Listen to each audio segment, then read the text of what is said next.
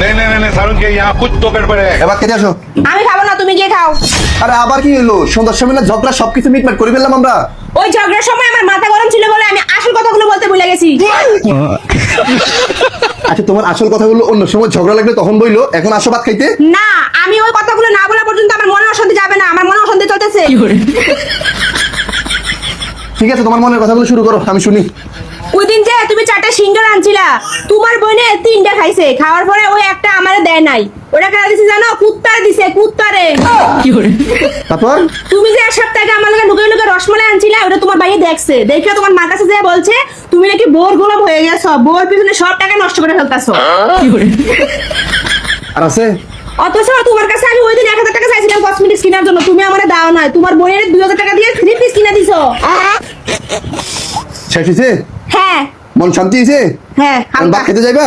হ্যাঁ। চলো।